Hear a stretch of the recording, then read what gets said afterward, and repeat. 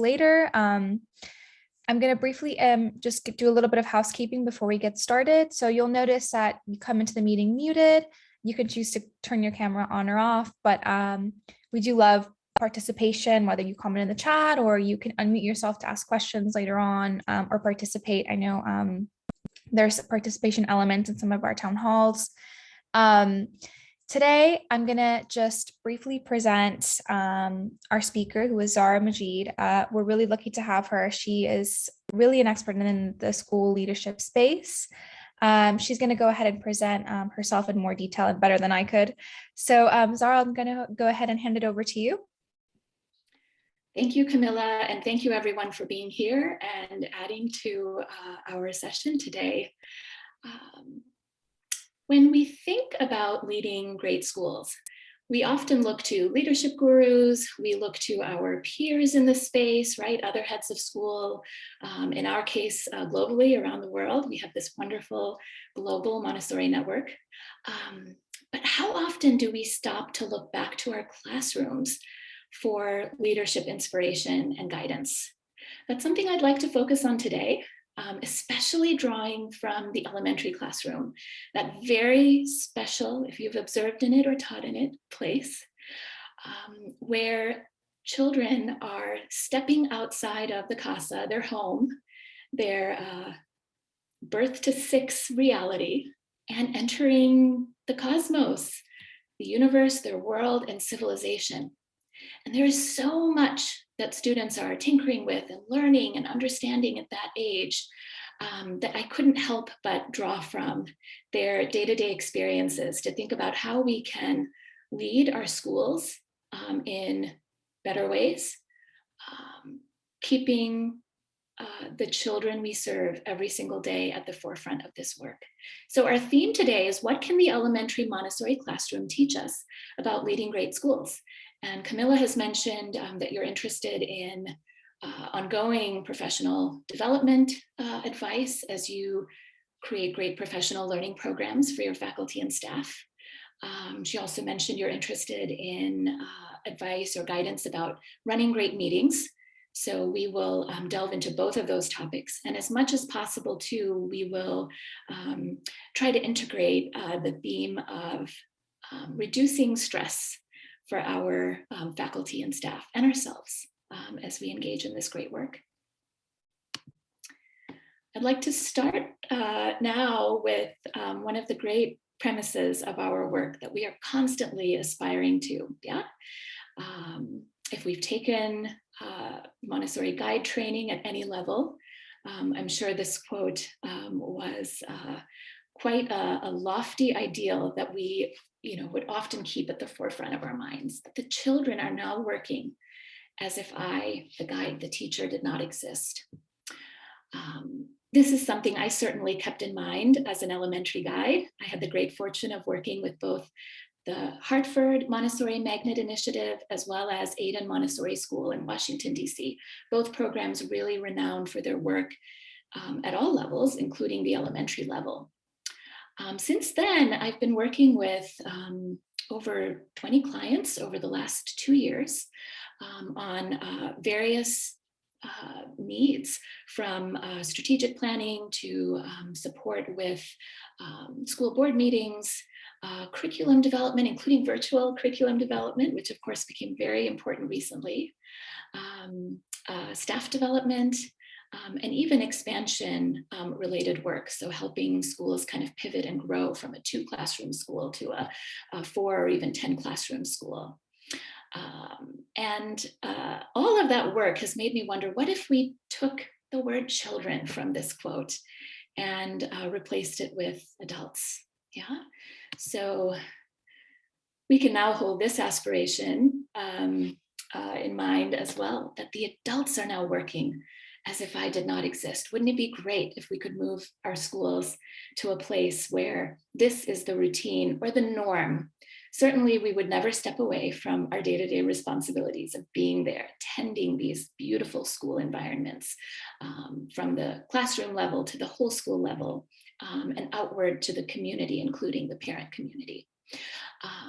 But wouldn't it be nice if every single day or week, we could have the routines and systems in place, guided by us, of course, informed by our students and staff and community members, to ease our burden, as we move forward. So turning again to the elementary classroom, we're going to take a walk through some of the major activities that happen in a day or even in a week in the life of our elementary students. Here we see students, unlike in the primary environment, where they pick up their trays with materials on them dedicated to a very specific exercise. They are pulling resources from so many different places, just like they would out and about in the real world, in order to explore a question, explore a theme, conduct research, complete work, and so on. And so here we see materials brought over from many different parts of the classroom with students gathered around them. And it makes me wonder, are our school environments rich in motives for adult learning and development? So just as we prepare our classroom environments for child learning and development to take place, do we have those spaces within our schools? If you have any comments here, you can go ahead and just post them in the chat box. Maybe there's a special approach that you've already developed. Maybe there's a room that your staff go to, and you'd like to share that with the group. And if even not now, we can come back to it later as we delve into professional learning and development. I have another question for us to consider. Here we see students leading their own presentation. In some cases, the presentations might be part of a circle gathering time that happens midday. Students may take their presentations sort of on the road, so to speak, to other classrooms to share them. And that knowledge sharing is so critical to self-construction and learning. We know that it is critical to adult learning and development too. So I wonder, how and when can faculty and staff take more ownership of their professional learning? Is that ownership piece there embedded in the way we approach leadership in our schools?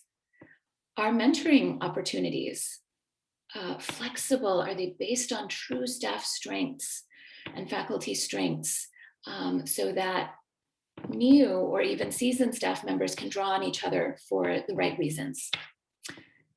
That's another question we're going to come back to.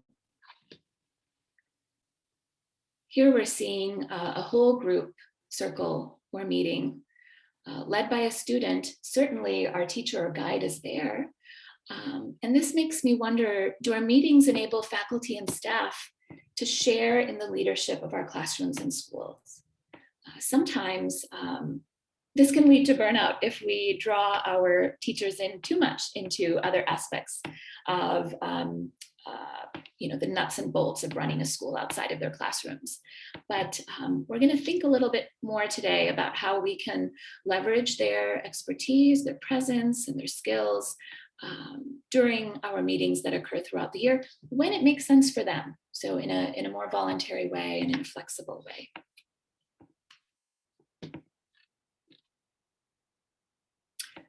We're looking at record keeping here, yeah? Subject by subject at the elementary level, we think of our whole cosmic curriculum and bringing it to life based on the children's needs that they show us, right, that they demonstrate. These are accessed within our albums, right? If you've taught in the classroom or you're managing a group of teachers, they're either going back to their albums on a regular basis, or if they've really mastered most, if not all of the content, they may just have them in the classroom for reference. And that makes me wonder, can our curriculum playbooks, the actual albums that we use to guide our classrooms, as well as the record keeping that we do to understand who is progressing in different areas, who has great interest in a specific area, can those inspire a staff professional learning and development playbook? And maybe that playbook doesn't exist in one place or in a set of albums, but in many different ways. We'll discuss that too. Conferences, are a huge part of the elementary experience, where children can meet one-on-one with their guide. And as great record keepers, guides keep track of these to make sure that, not only are they happening, are they addressing student needs, are they allowing us to check for work accuracy and share constructive and positive feedback on that work, but also, are these happening equitably? Yeah, so are we creating time and space for all students to have these? And so that makes me wonder, do our one-on-one meetings, or really any of our professional learning activities, meet faculty and staff where they are? Are we keeping close track of where everyone is coming from and what their needs and areas for development are? And are they occurring equitably for all adults?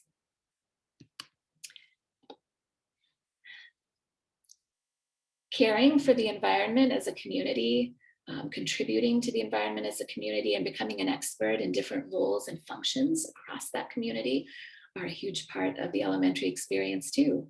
Yeah, so if you have an elementary classroom in your school, or you've spent time in one, you've probably seen the rotating class tours or jobs list, where when children have 15 or maybe 20 minutes of the day, morning and afternoon, to clean up and attend to nuts and bolts of the classroom, they can go to this chart and see what they're responsible for. And maybe they stick with that responsibility for a week or 2 weeks or longer.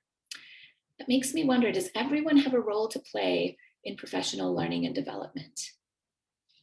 We're going to visit that question as well.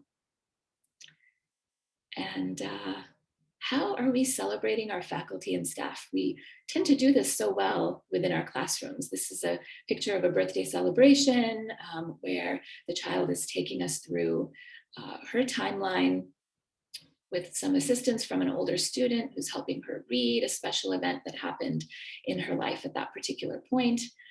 We have two others who are helping with the presentation, showing at what point in the Earth's rotation or revolution around the sun this special child came into our world. This may not be the kind of celebration we have for the adults in our school, right? But at the same time, we want to think about how our meetings, particularly our regular meetings that happen on a standing basis every week or every month, really celebrate all the great work that's happening at the school, and then individual staff members too.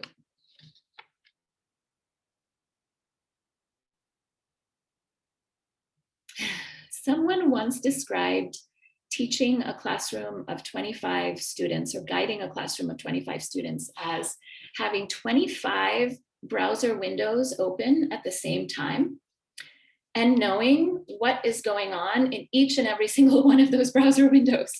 And I keep that kind of metaphor in mind whenever I'm back in a classroom. Because that really is so telling of what Montessori guides have to do every day. And as a head of school or an administrator of your school, you might have that same mindset or develop that same mindset about your faculty and staff. Yeah, they're all unique on their own pathways and trajectories, coming from different trainings, perhaps, different life experiences. And we need to keep all of that in mind. Certainly, we might not be able to have the bandwidth to do that every single day, but whenever we can, I think that perspective is so important. So how can we stay present to the needs of each community member? It's another question we're going to explore. So let's move to whole school meetings. And while I present this content, if you have any questions, any struggles, any challenges or needs that you'd like to bring up, go ahead and post those in the chat box specific to whole school meetings. I think it's important that whole school meetings begin and end with inspiration, sometimes especially in the middle of the school year, from the winter through maybe the early spring. We have a tendency to lose sight of some of the inspiration that might otherwise guide us and ground us. And I think it's nice to begin and end with, we're going to talk about them in a moment, quotes, poetry readings, anecdotes and observations from the classroom, anything that can inspire the group and motivate everyone to begin the meeting on a great note and then end it and move on to their classrooms or onto their families at the end of the day with inspiration and grounding. More advice that I have is try to orchestrate a crescendo towards your most important goal. So can every meeting be anchored around a goal that then leads to a workshopping session? At the schools that I've worked with, this is how whole school meetings have often run, where a large portion of our time was devoted towards workshopping in small groups and then presenting back to the whole group what we had done, whether it was around events that had always occurred, like back to school night or the school musical, or something that was really urgently on everyone's mind and had to be tailored to that specific school year. So it merited some time in a whole school meeting. That's another bit of advice. Another thing that we do so well in our elementary classrooms is we solicit agenda items in advance. And you may have seen children keeping a running list of agenda items that they want to address, maybe with little check boxes next to them so they can check them off as they go.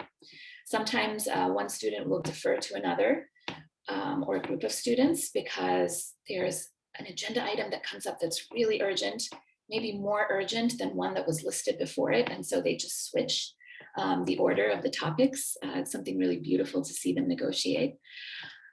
So is there a way that you can do that at your school? Is there a way you can maybe even do it digitally?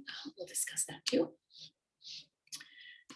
Really important that we share the agenda in minutes in advance. And if we do this specifically starting before the school year even begins, if we even have a rough framework of the arc of meetings we're going to run over the course of the school year, it can make our work a lot easier because we could start with plugging in the dates and then general topics and later come back and plug in the details, but keeping it in a place where everyone can access that running creation of a continuum of school meetings. Budgeting time wisely is so important too. So when you're running a meeting, having any one staff member keep an eye on the clock, making sure that meetings are run consistently. I always feel like consistency is a key to reducing overwhelm and burnout. So is there a specific amount of time we can devote to opening the meeting? In general, a specific amount of time we can devote to workshopping an item before we move on, and then maybe come back to it later during a follow-up meeting. So that's something else we keep in mind. And with that, making each meeting a node along an annual continuum is an idea I keep coming back to.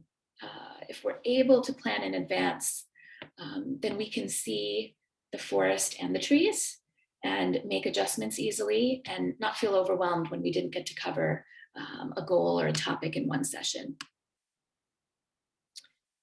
So here's a general outline of how I recommend approaching whole school meetings for the entire year. These ideas could be transferred to department-wide meetings, maybe at the assistant level, at the elementary team level, A to I team level, and so on. Administrators might have a specific school meeting kind of plan or approach like this as well. So in the summer, if you're not already, it's a great time to plan an annual meeting scope and sequence. Thinking back to how our guides in the classroom are creating plans for their scope and sequence. It's not going to be exact because every child is different and every child is learning differently. Yeah, so we're going to make adjustments. But generally, based on the season, we know there are certain stories we're going to tell, maybe experiments we're going to share. We know that at the beginning of the year in the elementary classroom, we're sharing the great stories, which set the tone for our culture, right? So we'll want to think in the summer, what topics are going to be really important to cover in the fall, and then in the winter and in the spring. Are any of these seasons particularly challenging for our staff based on where we live, what the weather is like, what events we have going on? Some seasons are very event heavy. So we want to consider all of those in advance when we have, I think during the summer, we really have that 30,000 foot view of our entire school environment. So it's a great time to plan for all of this. And then before the school year starts, it would be important to share that scope and sequence with faculty and staff and solicit their feedback. So it may be, particularly if we're new to a certain school community and there have been traditions in place that we don't fully understand, that someone may raise that and thereby share in leadership, and we can learn from that faculty or staff member. So it would be great to share it and ask for feedback. And maybe 90% of the time you won't hear feedback, and that's fine too, but creating the opportunity for that is wonderful. In fall, as the school year is getting going, everyone's had a chance to see that meeting scope and sequence, whatever you'd like to call it, meeting curriculum, meeting agendas. It would be great to publish that scope and sequence. It doesn't have to be complete. It can be in draft form, and you can make that known to everyone. I think it's great to manage these digitally so that you can update them really quickly, and staff know that there's one place where they can go to access the agendas if they want to see them in advance.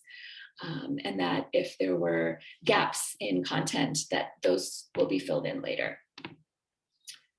In the winter, it's a really good time, perhaps during the break, to edit the remaining annual meeting scope and sequence, to circle back to agenda items that were missed, that were not fully covered, or that just were unanticipated and came up towards the end of the first semester or first season of the school year.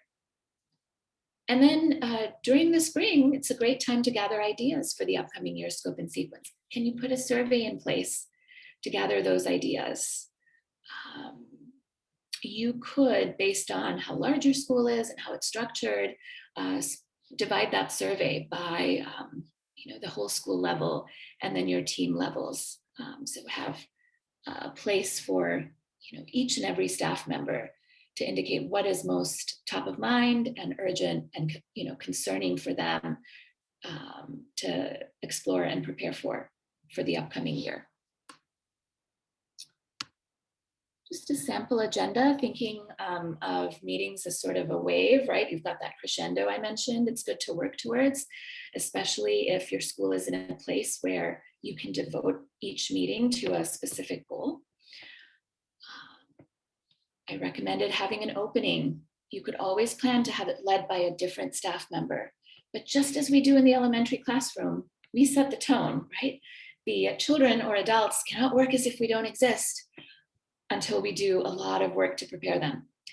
So this may be you for the first month or maybe the first week, depending on how long you've been with your school and what kind of a culture you have in place. So here's where we overview the agenda, of course, and then I recommend sharing a positive observation or anecdote. You could flip what happens here with what I've recommended for the closing down below. Maybe that you start instead with a poetry reading of an inspiring quote or positive message, constantly revisiting Montessori's advice, her contemporaries' advice, any of the other leaders in our space, our faculty and staff members. Maybe there's something a parent shared that is really noteworthy and uplifting. And I think it's really important to keep these positive. Next, as we build towards potentially workshopping a particular event, topic, or project that's happening at the school, we can move to department updates. Here's where I think our meetings can sometimes get bogged down in a lot of little nuts and bolts. And we want to be really mindful how much time we take for these. It's important that any activity that takes place in a meeting concern and involve everyone who's there. Yeah.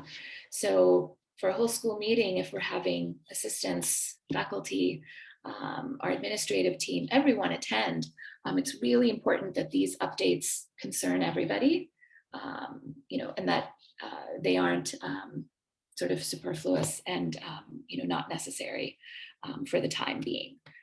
So it could be that we often stop to ask ourselves, could I share this update in an email instead to a focus group of staff? Is it really worth this super precious time we have together here in person? Or would this time be better used on a different topic? I've definitely been in meetings where we are suddenly discussing, maybe for 30 to 45 minutes, pointers and tips and concerns that were only relevant to one group within the school.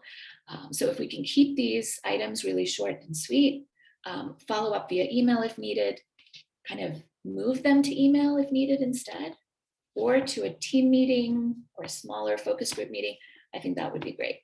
So here's where we want to have administration share perhaps operational or nuts and bolts updates, have the faculty have a chance to share something that they are working on, concerned about, or have developed maybe an approach that they want to use across the school.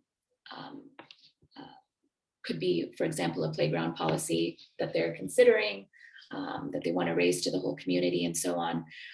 Or it could be a grace and courtesy matter that they want to discuss. And then staff, all other staff, so administrative staff, if they are not leading the school on a day-to-day basis, assistants and other staff who attend the meetings, I think should have a little bit of time to share an update, even if it's just one. And then take time to workshop something. If you don't have anything to workshop, it could be that your meetings are just shorter than usual and everyone gets to enjoy a little bit extra time at home that evening, or lesson planning, or doing whatever it is that they do following your meetings. It could be that you stretch out your department updates just a little bit because you're not workshopping something.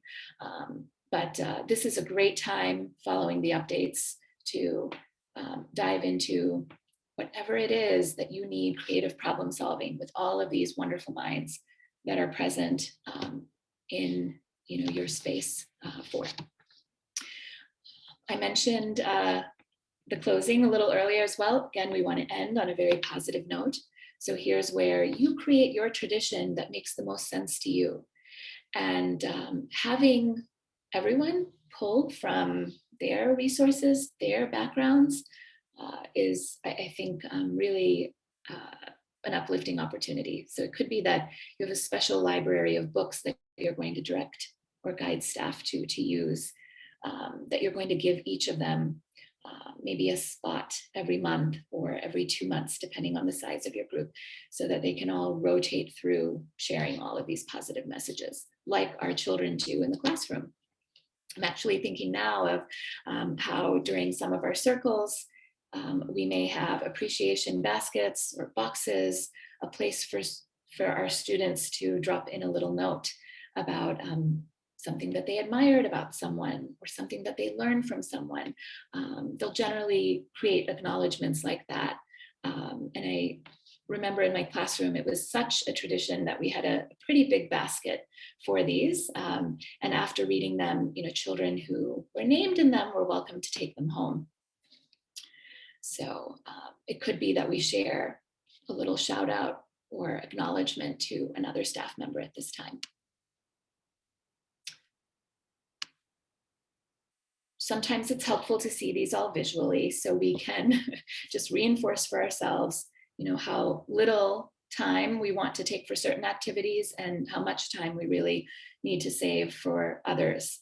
And so, if you're needing to devote meeting time towards workshopping, maybe a solution to a problem or a plan for an event, bank on about 75% of that time. So around 40 to 45 minutes if you have a 60-minute meeting towards that kind of activity. And then keep those department updates if possible. Again, short and sweet. And that opening and closing really positive and shorter and sweeter. So I mentioned how nice it would be to have the school year of meetings at a glance. This could be done very simply in a Google Sheet or Excel spreadsheet. You can organize your kind of agendas at a glance, tab by tab, so that the entire year kind of isn't overwhelming in one sheet, right? You could have month by month or season by season, all of your meetings well organized and easy to access. And I'm sure many of you are familiar with different digital workspace tools. So of course you could make these view only, comment only, or editable by whomever you would need to be involved in editing this document. And here's just a sampling of what the beginning of the school year might look like, right? So we create a high-level agenda where we plan for the opening. We can plan for who's going to facilitate that part of the meeting. We can even note what specifically that person is going to share. Updates down below can be shared at a very high level. So it could be that right off the bat at the beginning of the year, we're sharing operating updates. Maybe we're sharing updates from the community because everyone's back together again and we're hearing news and questions from parents and community members. Faculty may be concerned about playground policies and want to share something about those, or it may be that in the following week you'll see they're interested in discussing field trip policies and updating everyone on those. Could be that assistants want to discuss hallway grace and courtesy, or just remind everyone of a certain practice we've had in place before. Those are just examples. And then a workshop focus might be classroom culture. It might be back to school night, part 1. And we spend a lot of time, again, about 75% of that meeting, working as a whole group or dividing up into small groups and answering questions and putting together materials, ideas, even agendas that help us work towards that goal, whatever it is we're working towards. The closing 2, I recommend kind of keeping tabs on who's going to be doing this. And it could be that you send over a quick email to one of your staff members or meet them at a good time when they're transitioning out of the break room, or they're transitioning into school and it's a good time to chat, and you just ask, would you like to be the one to share a quote at September 15th meeting, and then send them a quick email reminder if that's how you communicate, because I'm pretty sure most will appreciate it, that opportunity to remember when it's happening. Going back to that idea, it is so nice to be reminded of when every meeting is happening, but then also to receive the meeting notes afterwards. Yeah, so having those in a place too. Maybe you have a staff intranet. If not, it could be really easily set up with whatever software tool you're using to run your website. If you're using Squarespace or Wix, that can be done quite easily. And you can just post your notes up there so that there's one go-to place for them.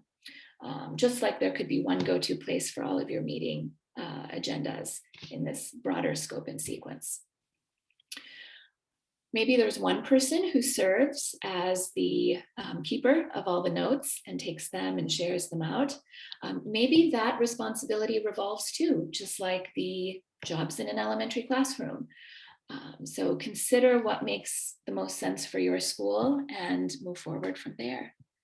I'm going to check our chat and just see if we have any comments or questions.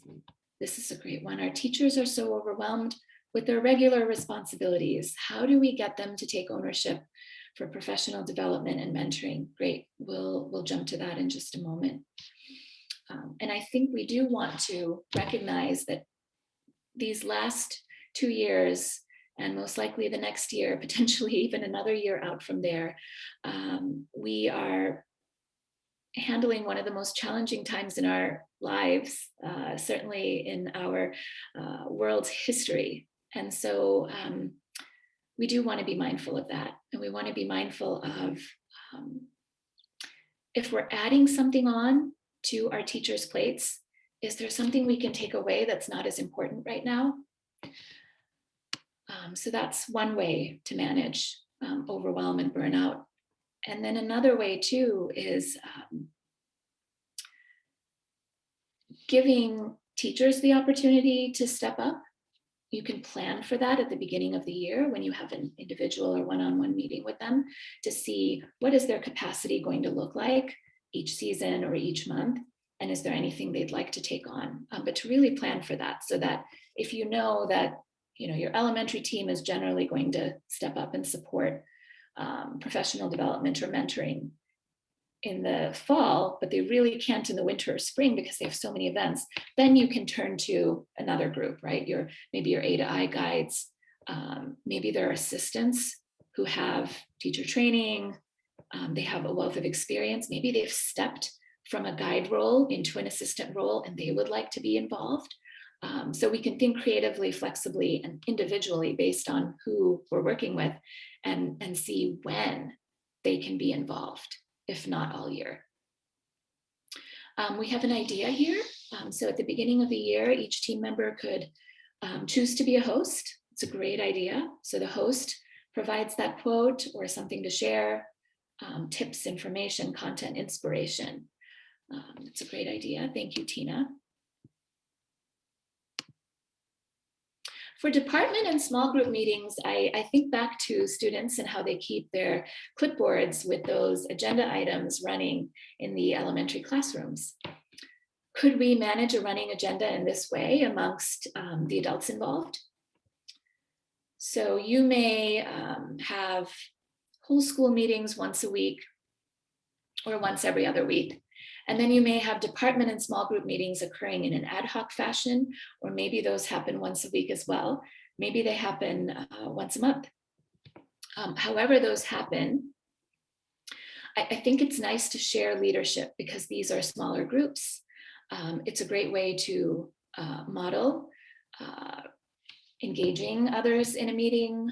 It's a great way to model following up on any concerns or questions that staff bring into a meeting. And then just as we do in the classroom, hopefully these are opportunities where we can encourage greater leadership from the staff that are involved. And here's where, Sayed, to your question, if we model how to do this well at the beginning of the year, hopefully at those times when staff can step up a little bit, they can take over these meetings and help us run them and help us address the various agenda items. Before I jump further into these topics, I should mention too that in a smaller school setting, perhaps one where your administrative team is not large and cannot oversee every department or small group meeting that takes place, the faculty and staff who attend those meetings could be responsible for self-organizing and then sharing their agenda and their notes back to you, so that you can, as a head of school, manage all of the ideas, follow up, and so on that come out of those meetings. It may not be that you have to manage every detail, but it would be great to know what's happening so that if you need to engage further, you can. Having a common place for these two, whether it's that staff intranet or website that you've set up, even a little wiki where group members can contribute, even a Google Sheet or a Drive file could be really helpful for this, so that you can easily link in or log on to see what's going on. So sharing leadership like we do in the classroom means everyone gets a chance to contribute to the agenda. So imagine, perhaps digitally, where that clipboard could be for your groups. Along with that, we want to have that shared place to document meeting needs, which become our topics or agenda items. We want to be able to, like I mentioned, students sometimes do, reprioritize topics whenever needed. So shuffle some of the ones that come up a little bit later to the top of the list if they're really relevant to a problem at hand or something very urgent that has come up. And reminders, again, are always really helpful. I think when our guides and our assistants too are so overwhelmed with their regular responsibilities, it can be really hard to even remember when a meeting is happening, and then to step aside at the right time to shift gears and kind of pivot a little bit so that we're ready for this new space and this new set of topics.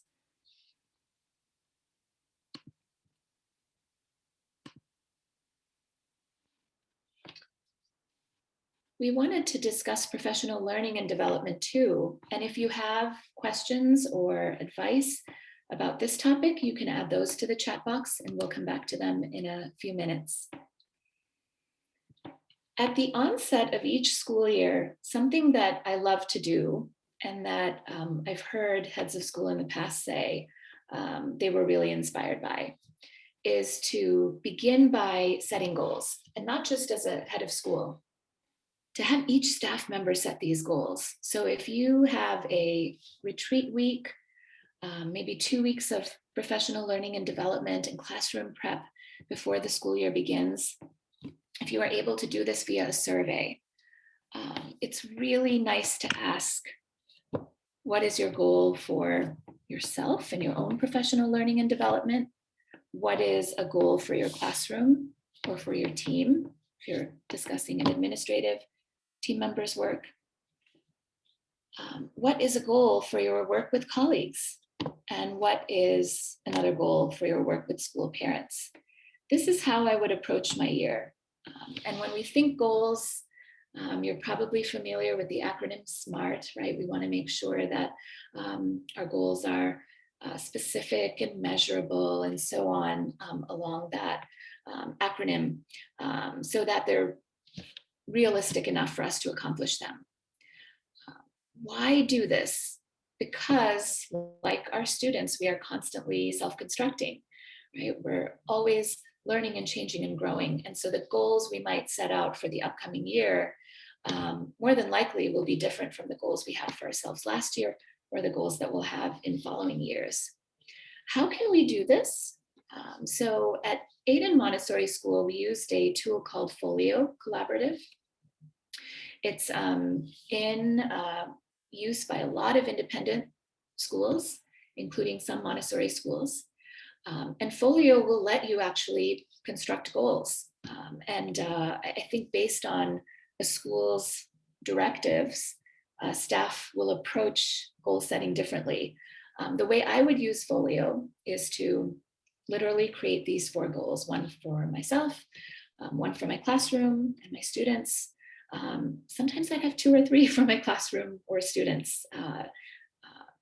So for example, if I had a group of students who let's say in their 3rd year, had to prepare for a specific standardized exam, and we were shifting gears and introducing a new standardized exam, I would want to set a goal around that so that I'd be prepared and ready to guide my students through the practical life aspects of getting ready for that.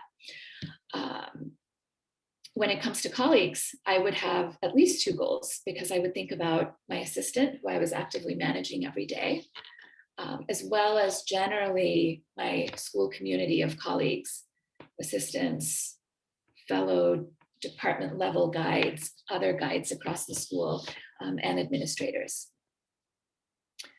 And then I would think too about parents and have at least 1 goal for them based on how our interactions and our work went the previous year. So it could be that one of my goals would be focused on parent conferences and just running better conferences, tightening my conference timeframes, really simple little one. Can you ask all of your staff members to do something like this? If you don't use a tool like Folio, you could have a drive file with a document that they all complete digitally. It could be that you give them, this pencil and paper activity while you're together during your professional development days before the school year begins. Whatever those goals are that each staff member comes up with, Then the next, I think, important task is making sure you've reviewed them. As a head of school, I think it's good to know what all of them are, and then make sure to divvy them up and share them with whomever is most responsible for guiding that staff's development. So if you have a robust administrative team where your associate head of school or a division head is managing guides and assistants, you can then hand off those goal sheets or those files to those staff members and have them follow up at each individual meeting and check to be sure that staff have the resources they need to move their work along towards each goal. If not, if you're working with a smaller school, maybe there are 3 or 4 guides and assistants you're actively managing, so a team of 10 or less. Know what's in all of those plans. Know what each staff member or faculty member's goals are. And then again, when you meet with them individually, revisit those. Ensure that they have what they need to move themselves along. For each goal, it's also nice to bullet out different activities that could support each goal. And here's where, during your first meeting about professional learning and development goals, you actually may want to spend time creating these together. So staff may think of one activity that will support a goal, and then you may have, based on your expertise and years of time in the classroom or with your schools, think of others. So think creatively, think outside of the box for these. If a goal for colleagues is to increase collaboration, I'm sure all of us in this space could come up with many different ideas for a particular staff member to increase collaboration with colleagues. But it could be that you narrow that list down to 2 things that you'd really like that staff member to practice doing or actively try out that year. Also, for each of these goals, you can think of these as kind of subtopics. Have a sign or a metric, some statement that will be used to signify that that goal was met at the end of the year. So we anchor professional learning and development with these 2 ideas at the onset of the year, setting these goals for self, classroom or team, colleagues, and parents or the community. And then at the end of the year, revisiting what goals were set and exploring signs or metrics that signify the goal was met. And here's where we want to make sure our approach is Montessori aligned. We may not be looking for specific percentages or numbers, but relative progress and growth compared to another sign that was observed maybe the previous year.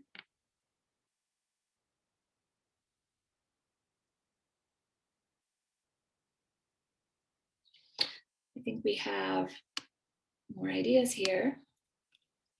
Setting SMART goals is important. It's a great idea. For those of you who are Thrive member schools, there's a new resource. It's called a staff. Let's see. Staff Growth Path Review. Staff members, yeah, would you like to share more about it? Yeah, we just uploaded it to the collection earlier this week, and I thought it was relevant because you were talking a little bit about a scope and sequence. It's kind of along the lines of it. I think a scope and sequence would probably be a little bit more in depth, but just for those of you who are maybe looking for something to go off of, if you need a document, that should help. And we also have a few staff evaluation documents available if you don't know where to start and want to have some kind of template of sorts. That's a great idea. Thank you, Camilla, and thank you, Kristen. I should mention too that these goals can most certainly be based on staff evaluations that were completed the previous year. So if you're doing this in a live setting where everyone's together, or even if you're asking staff to complete goal setting digitally and independently on their own time, you can point them to whatever link it is or whatever form it is that they need to go back to read their staff evaluations. Make that one of the the steps that they need to complete before setting their goals, so that they're always thinking, where was I last year and how can I move forward from here?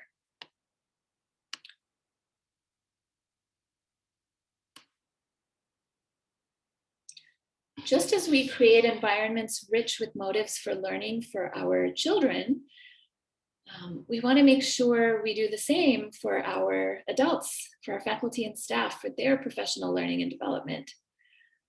So some great ideas I've seen across schools include resource banks. You might have binders on break room shelves, kind of like albums. A wonderful idea that used to be in place at a previous school I worked with was an archive of every single staff retreat and orientation in the school's history. So a head of school who had been with her program for 20 years had put together decades of content into these binders, or really they were like spiral bound books. And those of us who were new to the school could go through year by year each and every one of those books just to see at a glance or in depth what had been covered during each staff retreat every August. What themes and what content had been covered. That's a great way, like when we tell the great stories to our elementary students, it's a great way to join in on the culture that has already been established at the school. Just to know what everyone who has come before us has discussed and has explored and kind of contemplated is, I think, really helpful. I mentioned too earlier the shared intranet or wiki. Happy if you have questions about that after the session to check in a little bit more via email about how you could set those up. You could have a link to those right off of your school website where faculty and staff might go for resources. But of course, you'd want to keep this confidential, so they need some kind of a login to get in to that page or those pages.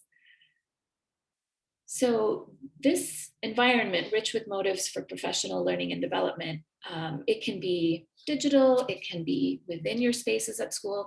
I would say try to have as many physical, tangible motives for this learning as possible within the school environment, even if you are moving a lot of these resources digitally.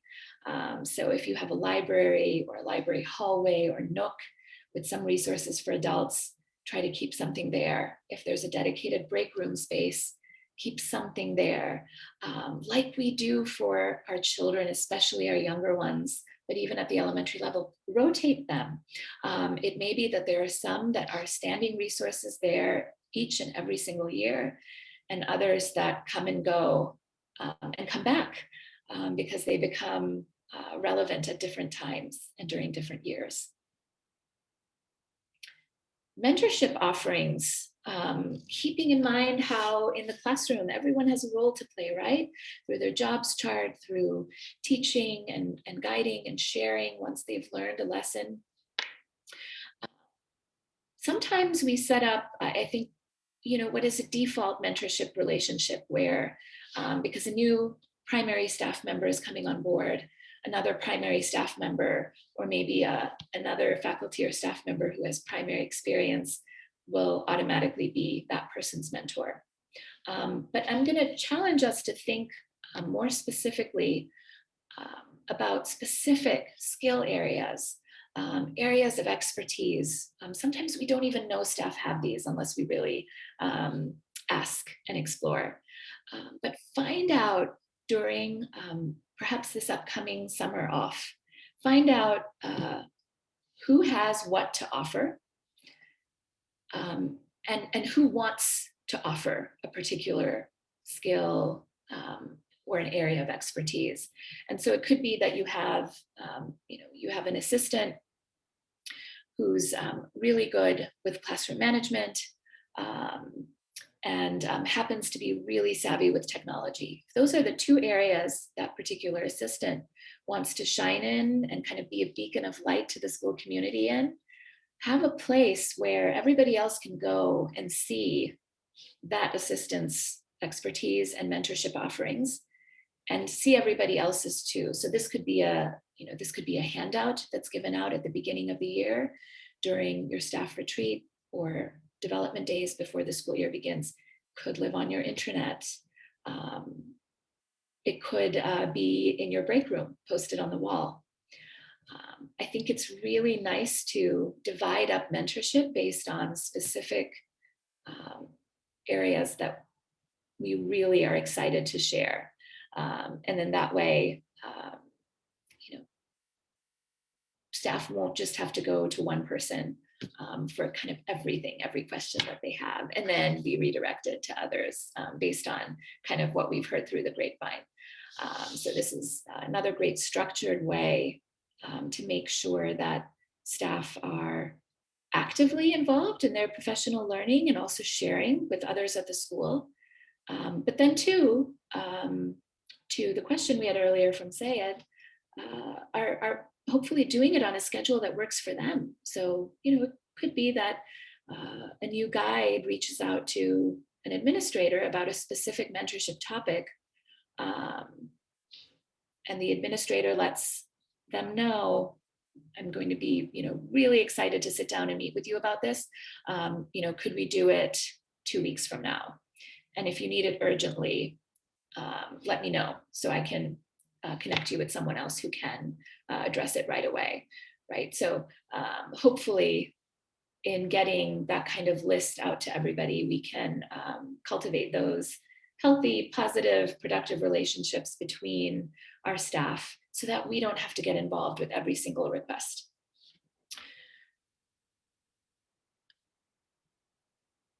We might hear about how well those experiences go at our meetings, right? When a staff member brings a special appreciation or acknowledgement to share with the whole group. That's often how they come full circle.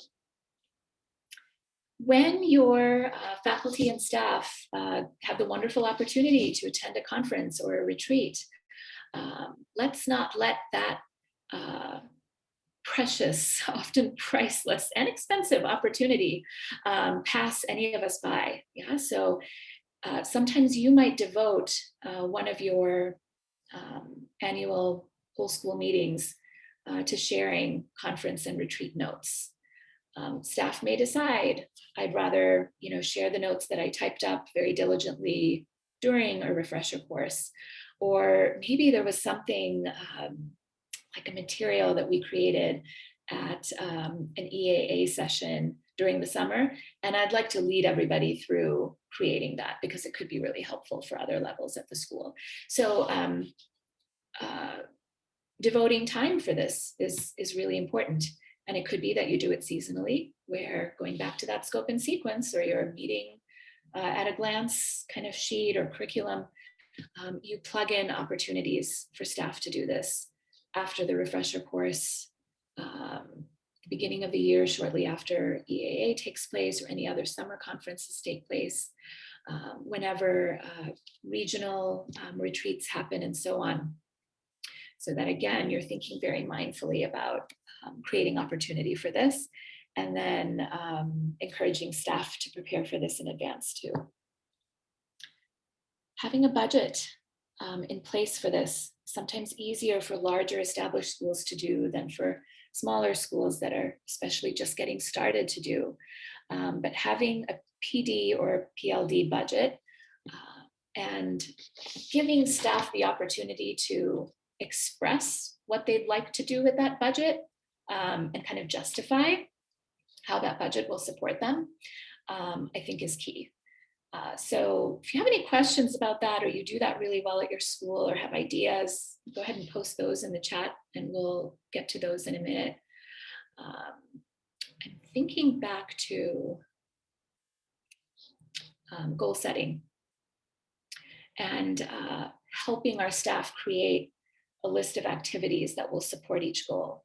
Here's where you can loop in professional learning and development budget that each staff member has, or the shared budget, and think about specific sessions, consultations, mentorship opportunities they can cultivate for themselves that will support these goals. Sometimes we won't need to touch the budget to address a certain area of professional learning and development. That would be the best case scenario, right? Sometimes we might find as leaders that there's a real trend in a particular area of learning and development need for a particular year. It might make more sense to bring someone in for in-house training that year instead of send everybody out to conferences that incur high fees. So that's another thing to think about, is what can I provide in-house? What do I need to send my staff out, out into the community for, out to another state for, and how can I manage all of that within budget? A great idea I've seen implemented before and have taken part in before is to have a spreadsheet set up for each staff member at the beginning of the year. The one that I used was pretty well developed, where I could enter in my request for any one of the conferences I wanted to go to, and then itemize row by row, conference by conference, what the estimated airfare would be, the conference registration fee would be, the per diem meal cost would be as well, and then any special notes that I wanted to include. And then it was my responsibility to prioritize those. So I would definitely want to list whatever was most pressing for that year first, and then follow it up with others that would be nice to have. Those were due by a certain date to the administrative team. At that point, there was a review period, and then we'd hear back based on the budget that we had for that year, who could go to which conference. That's another, I think, really helpful bit of advice that can get you planning early, and then following up hopefully fairly early in the school year too, to make sure staff have the learning and development resources they need. Camilla, you've mentioned too that having a web page on, yes, our school site with resources for staff development would be so helpful. Yeah. And here's where too, it would be nice to create a running log of the conferences and sessions that have been really helpful for us, so that if they're reoccurring, hopefully more staff can go to them in future. I'm curious to know, in the interest of managing our budgets wisely, if any of you have success with rotating through conferences. So letting, maybe one staff member from each level go to a particular conference each year, and then maybe having them go after that on a 3-year cycle, right? So allowing opportunity for others. Has that worked well for anyone? Is that something you've tried? I've been at a school where the budget was flush enough where all of us could attend, the refresher course any given year, and other schools where we had to very wisely rotate through our participation and then make sure that we were following up and sharing our experiences with others. So there are different ways to approach it. I like the idea of rotating through conference participation because it definitely encourages the community to share with one another and to discuss our experiences and takeaways and explore them in a different light.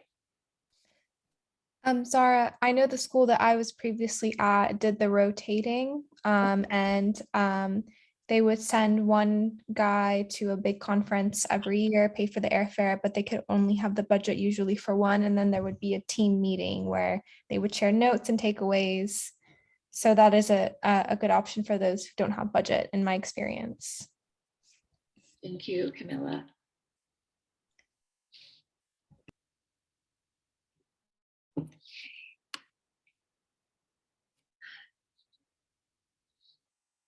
So we have some time, about 20 minutes or so, to discuss any questions that you have, any particular case studies that you're working through that I can be helpful with, or that Camilla or potentially the rest of the community can jump in on.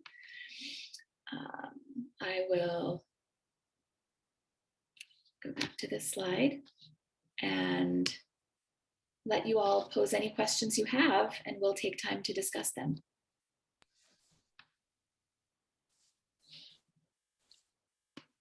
Thank you so much, Zahra, for sharing all of your information, insights. I think you really broke everything down in a really helpful way. Does anyone have any questions?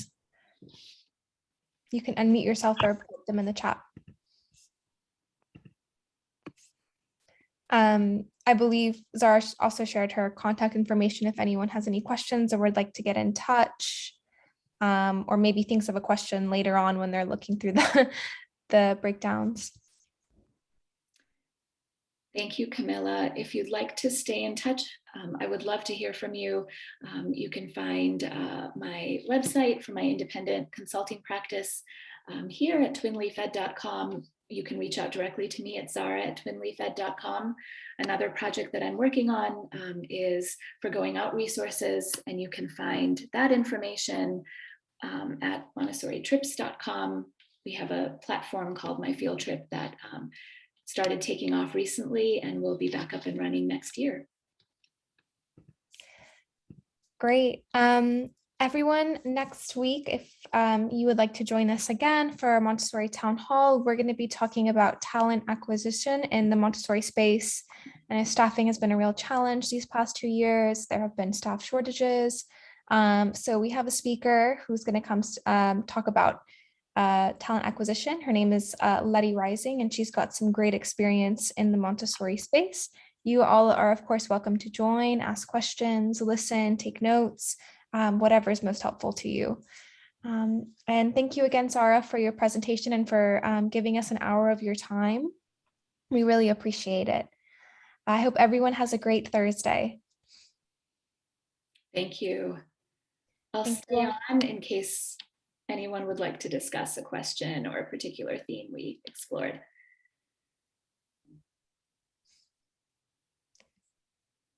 Any other questions, comments?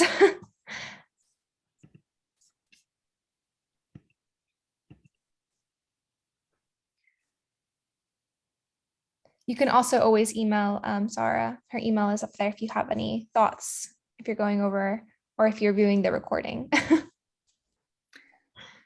I will say, going back to the first question we had about avoiding overwhelm and burnout, made me think about how consistency is so key, I think, to avoiding overwhelm and burnout. When we are constantly changing our practices, constantly introducing new things, adding to our staff members' plates and not considering what all is already on their plates. I think that's when burnout can really creep in. So doing small things very consistently in a very compassionate, considerate way, I think will be really appreciated by faculty and staff who are feeling overwhelmed right now. Definitely. Yeah, we still have participants on our call, which is great. I'm thinking too of ways to further celebrate and recognize our staff. Those of you who are on different message boards like the AMI Administrators Board have probably seen a lot of creative ways to recognize and celebrate staff over the last couple of years with gift baskets dropped off at staff homes while they were distancing and delivering virtual curriculum to special events in person but distanced. Those make me think that it would be really nice to have anchoring events every season around birthdays that really make your staff feel special and recognized. And so if you'd like, you can post in the chat box about any events you've completed for your school that are in that vein, have been really helpful, or any questions you have about how to further celebrate staff. I'm thinking further back, we had a conversation about staff appreciation a few months ago with another Montessori leader. And she just mentioned just gestures, flowers for birthdays, things like that. Any type of team building activity that can just be for fun and for social purposes. Obviously, it's been hard these past 2 years, but things like that are really good for morale boosting. Just some thoughts. Yeah, thank you, Camilla. Team building activities could even be facilitated by parents in the community. If you have a parent who's a chef and wants to do some kind of cooking, course for the whole staff, that would be lovely. If there's an obstacle course, or ropes kind of course that you've always wanted to take your staff through, perhaps you could do that. Here's where too, thinking back to Sayed's question, if you have a staff member who is really good at something outdoors, like identifying native edible plants, that staff member might offer to take the whole group on a foraging walk. Maybe there's an elementary guide who's really good at identifying leaves and everybody wants to learn, what trees are in the neighborhood. You could create that kind of opportunity as well, which could be fun, somewhat celebratory, certainly professionally enriching, and one where staff can share in the way that they feel comfortable and energized sharing. All great ideas. We're just a little bit over the hour now, so I want to start wrapping up. If anyone has any final questions that they think of later on, please feel free to comment. Zahra, her email is up there and her website as well. So I recommend getting in touch. And thank you all again. And thank you, Zahra, again for your presentation and your time. All right, have a great Thursday. Bye. You too. Bye.